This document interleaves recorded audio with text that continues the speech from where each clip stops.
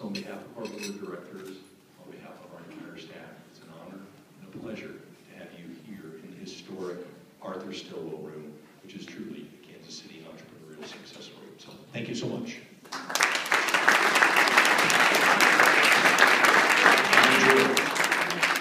And now, ladies and gentlemen, would you please welcome to the podium Tyler Knopberg, who's President and CEO of U.S. Engineering Company and Chairman of the National Steering Committee of the We the People Project. Tyler Knopberg.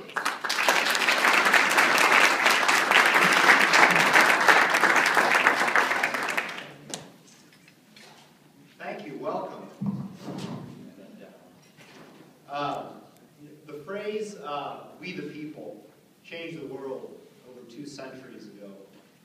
Today, over 220 years later, I'm honored to be standing here as a husband, a father of 2 wonderful children, a leader of U.S. Engineering Company, and as chairman of the National Steering Committee for this unique and wonderful project which has its origins right here in Kansas City. On behalf of the distinguished members of the Steering Committee and the Academic Advisory Committee, we want to thank a number of very important individuals and groups that have made this project, as well as this event, possible.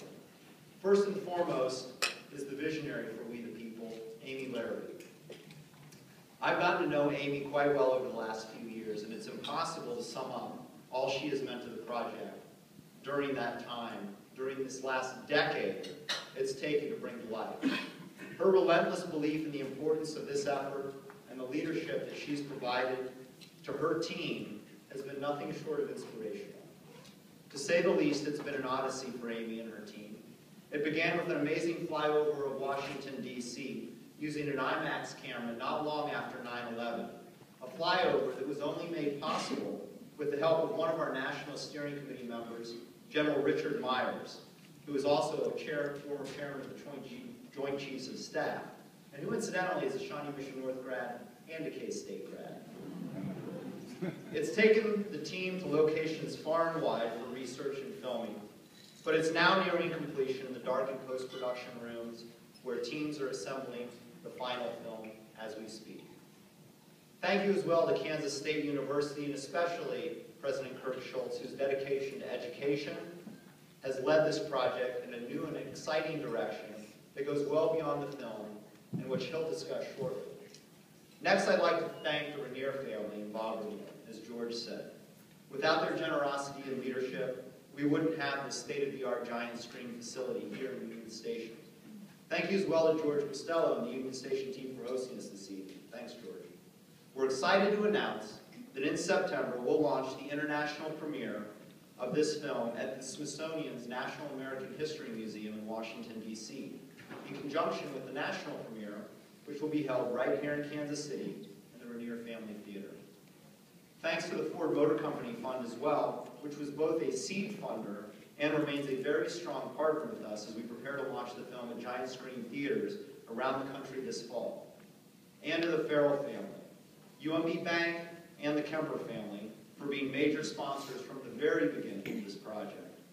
A special thanks also goes to the Executive Director of the Remnant Trust, Chris Becks, who, with his fund, with his generosity, has provided all of us here this evening with a very special experience that you'll hear about a little bit later. Finally, this list wouldn't be complete if I didn't thank Linda Endicott, who's been Amy's partner on development efforts for the last few years, and more importantly, has been my mom for the last 36. It's a rare opportunity for a group such as this to participate in the creation of a movie, much less a Smithsonian giant screen film. In a letter to Colonel Yates, in a letter to Colonel Charles Yancey on January 6, 1816, Thomas Jefferson said, "If a nation expects to be ignorant and free in the state of civilization, it expects what never was and never will be." You know, Jefferson saw education as the foundation for our republic because it would foster an informed citizenry. This is a project about what unites us. Ours is a nation of ideas and laws, not people. Our founders saw ideas as having real significance, real influence, and real meaning. Even as a corporate leader, I consider education to be my primary calling. It's shaped who I am, which is one of the reasons why I'm committed to causes that will provide similar opportunities to current and future generations. High-quality education and an understanding of how ideas shape the actions we take individually and collectively will determine the legacy we leave our families, our organizations, our cities, and our nation. Do we ponder the Constitution and its framework? Have we read the Federalist Papers? Can we defend the principles of the Bill of Rights if asked to do so? Or do we rely exclusively on TV commentators, judges, legislators, and movie actors for our own opinions?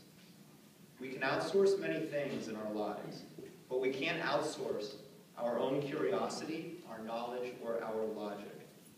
Doing so would run counter to the principles ingrained in our founding documents and the robust processes used to create, maintain, and defend them with the blood of so many. This project was created to explore the basis of American democracy through the Declaration of Independence, Constitution, and the Bill of Rights. It's only